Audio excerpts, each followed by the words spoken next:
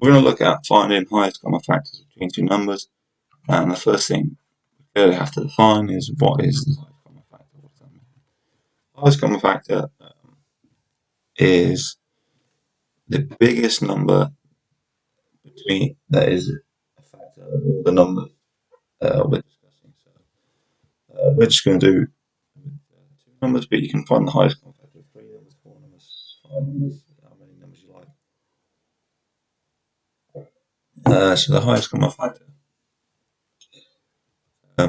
or maybe it might be called the greatest common divisor, but I think most of the time the highest common factor for now. But no, that's the same thing. So you see that right now. So the highest common factor of 15 and 16. So how do we find this? Well, we use the prime factorisation we used in the last video. So we'll find the prime factorisation.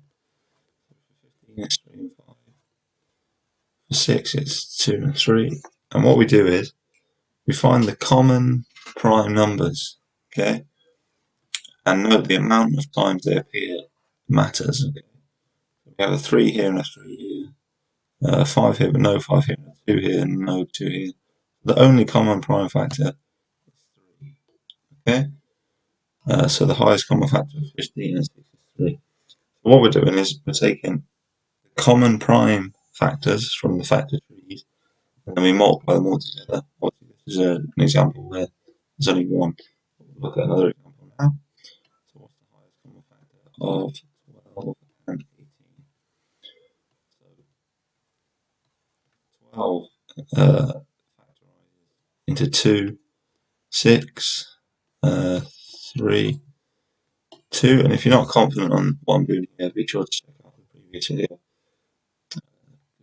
To be confident with it, I'm assuming that you can just do these, but always pause the video if you didn't understand the step and try to figure it out. So 18 factorizes to 3, 6, and then 6 factorizes to 2 and 3, and we're circling all the primes. So what do we have common here?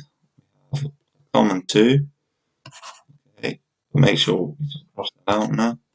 And then we have a common 3. Okay, now 2 and a 3 left, there's nothing else common. Okay, so the highest common factor is 2 times 3 is equal to 6.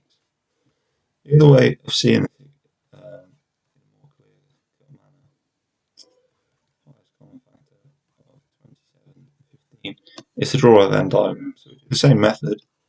27 goes to 3, and 9, 3. Sorry, I shouldn't have circled 9. 3 and 3, and 15 goes to 3 and 5. So we could just compare, look for the common factors we did before, or we can draw this Venn diagram where in this circle we write the prime factor 27, and in this circle we write the prime factor 15. So 3 goes in the middle. We'll cross that out, and now we've got the other 3 in here, the other 3 in here, and the 5 in here. I think this is just doing the same thing, but just writing something down a bit extra, but if it helps you see it, it helps you see it. That's perfectly reasonable. But yeah, so the only thing in the middle is 3, so that's the highest common factor. If you're asking why this works, well, I won't give a formal proof. It requires a little bit more mathematical knowledge,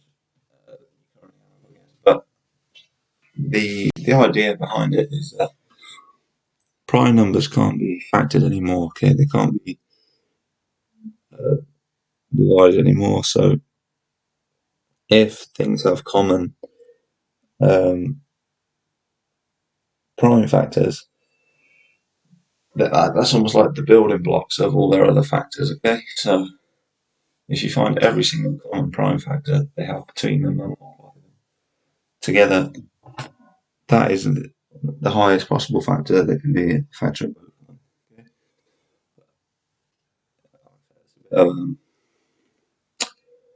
Simplified explanation. that is almost more confusing because it hasn't got the, the detail. Hopefully that makes a little bit of sense. If you did find this video useful, be sure to like the video and subscribe to the channel for more math tips. Thanks for